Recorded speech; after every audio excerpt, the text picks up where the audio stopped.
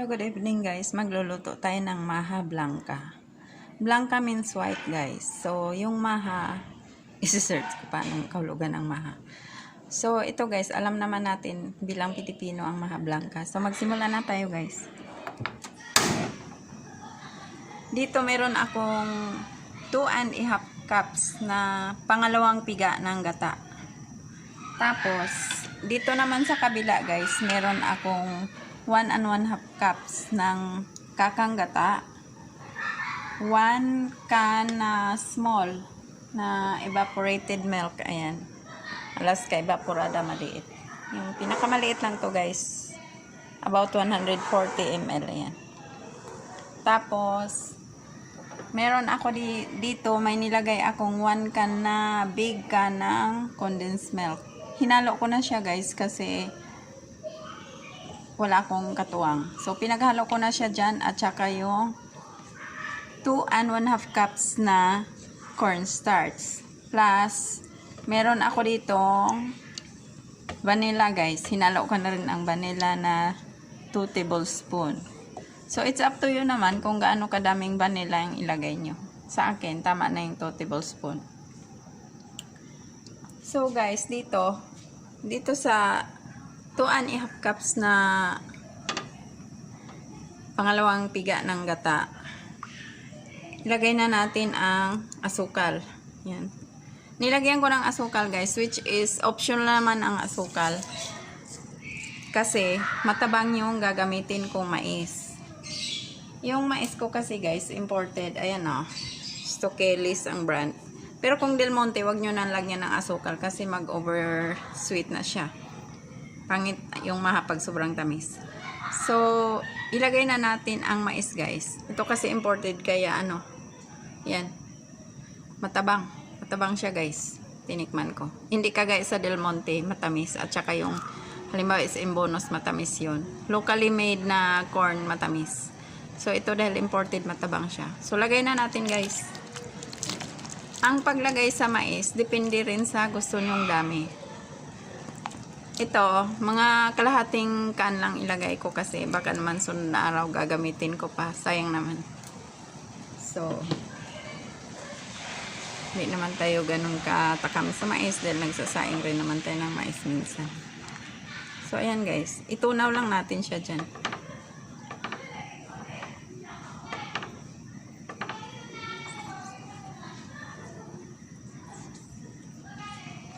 Kailangan kulong-kulo yung kakanggata nyo guys. At saka yung ano, yung tawag doon, yung pangalawang piga. Lalo na yung pangalawang piga kasi masyadong matubig ito, diba? Kailangan kulong-kulo para yung maha nyo ay matagal mapanis. Pero matagal naman talaga siya mapanis guys kung pagkatanggal sa ref, halimbawa maghiwa kayo, ibabalik lang kaagad. Huwag nyong pabayaan na natanggal ang lamig sa misa tas balik, tanggal balik. Huwag ganun. So, ilagay na natin guys itong mixture na ginawa ko. Yung harina mixture. So, nandito na yung harina, ang vanilla, at saka yung condensed milk, at saka yung evap. Yan. Lagay na natin, at saka yung vanilla. Lagay na natin para maluto siya. Kasi kailangan lutong-luto ang gata, guys. Or else, nako, lumitaw na siya. Or else, pag hindi lutong-luto ang gawa mo, yung iba, diba? Sabi nila sumama ang tiyan nila dahil sa maha. Kasi kulang sa pagkaluto ang ingredients. So, kailangan lutong-luto yan. Lalo na ang gata. Kailangan ang gata magiging oil siya para safe sa tiyan. Kasi diba doon sa palengke guys, di naman natin sigurado ang kalinisan noong nagkayod. Siyempre, pabilisan na yung gawa nila doon. So, mahirap mag-maintain ng cleanliness doon. So, kailangan pakuluan natin ng todo ang, pahinaan ko lang guys. Kailangan pakuluan natin ng todo ang gata.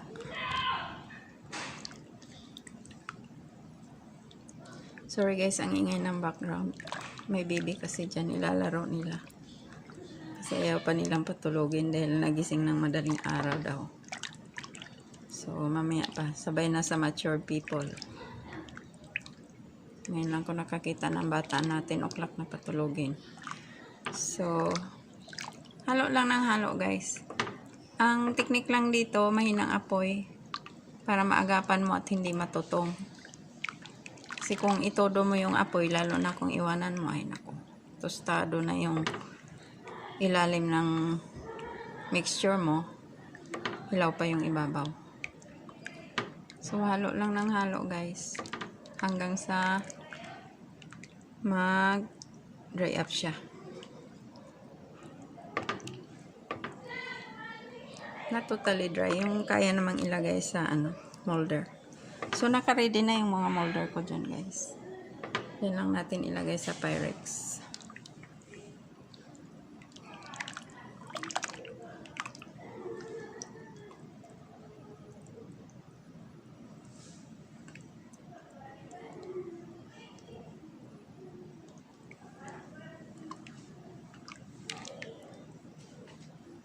So, medyo lakasan ko ng konti, guys. Babantayan ko naman. Para mapabilis tayo.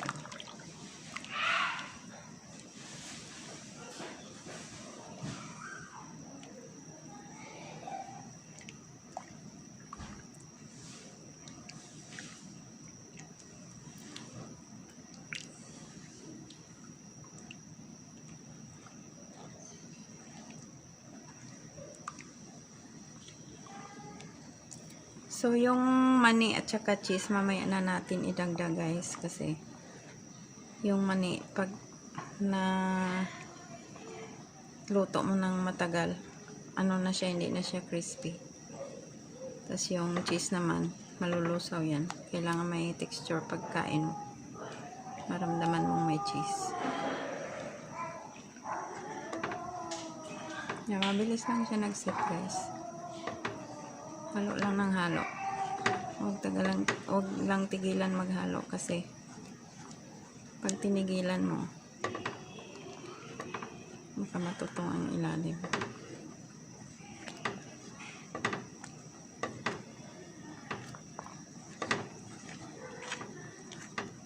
So at this point, pwede na natin hingaan.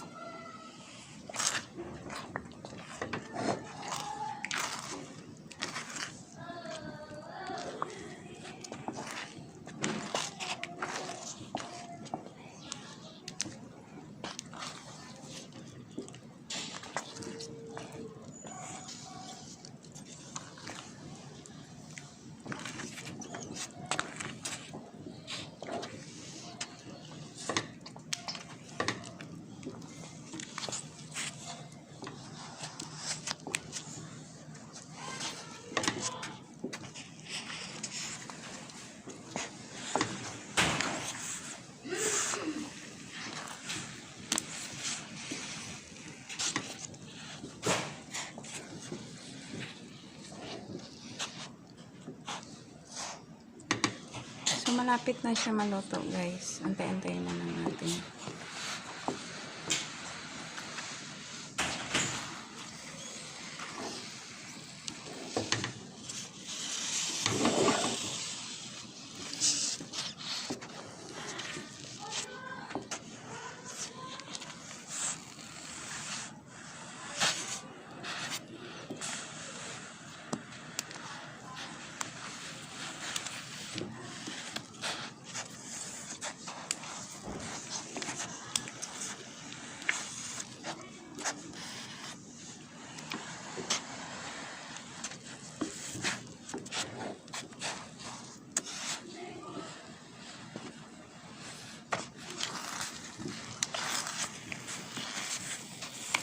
Yan.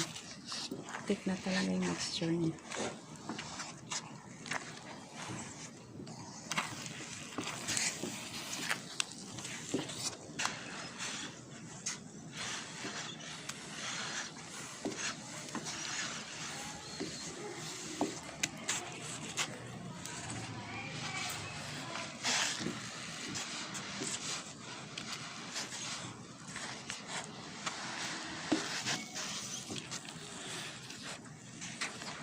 So at this point, pwede na natin idagdag ang flavoring. So patayin ko na siya guys, baka matutong naman. So yung isang flavor nito ay cheese. So ilagay ko na lang dito guys. Kasi yung isang flavor niyan ay peanuts. So yung cheese dito ko ilagay.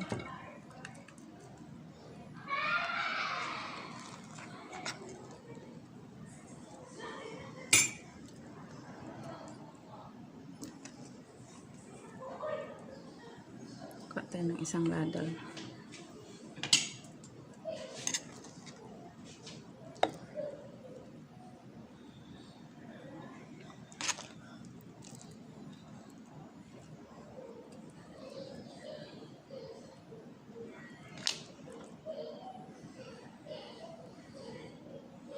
So, yan. Ang cheese, guys, ihalo lang natin dito. Magalaw yung ano. Halo lang natin dyan ang cheese. Yan.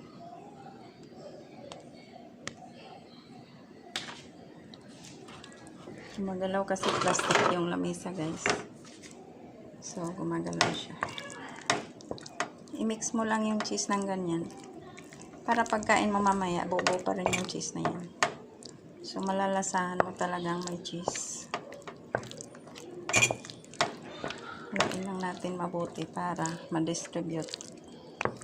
Or else, yung isang side marami, yung isang side wala.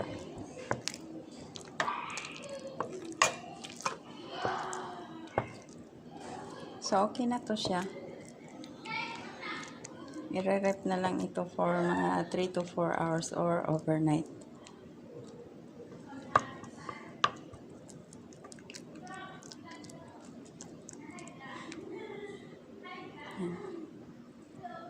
Lagyan na lang natin ng cheese sa ibabaw para malalaman na cheese ang laman.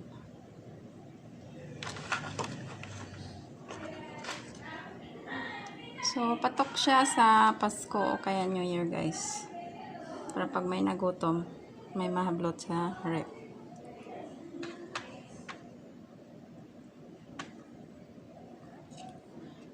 So, ayan na, guys. Ang ating maha na cheese flavor. Cheese and corn flavor. So, dito sa natira sa kawali, guys, dyan ko na ihalo ang mais. I'm sorry. Yung peanuts. Ayan. Mani. Ayan. Magtira lang ako ng pantapping konti. So, haluin natin. Hindi ko siya hinalo habang nagluluto tayo, guys. Kasi ang mani, kapag na-overcook siya, lusaw na siya. Wala nang texture. Pagkagat mo, hindi na siya crunchy. So, para crunchy pa rin siya, ilagay mo siya kapag luto na. After all, itong mani na to, bagong luto lang yan, guys. Doon sa suki namin. So, mainit pa yan ang binili ko. So, hindi na kailangang isama sa pagluto. So, ayan na, guys. Tapos na ang ating peanut flavor na maha blanca.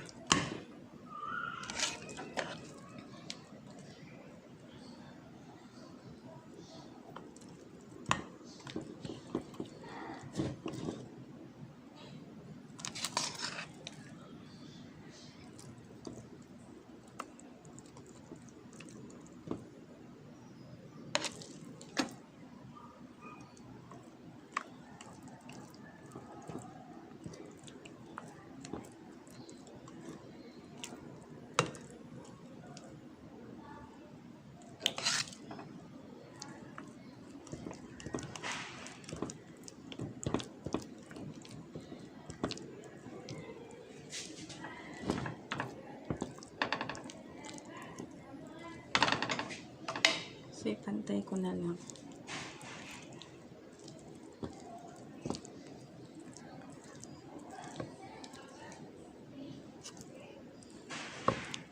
Mahirap gumalaw, guys, pag isang kamay lang. Yung isang kamay ko kasi nakahawak sa cellphone. Alanganin kasi yung tripod na maliit dito guys dahil yung yung lugar elevated. So, hindi ko alam saan nilagay.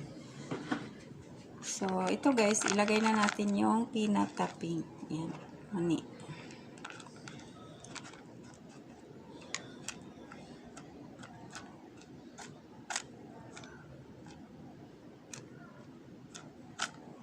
Yan, sobrang dami ng mani yan.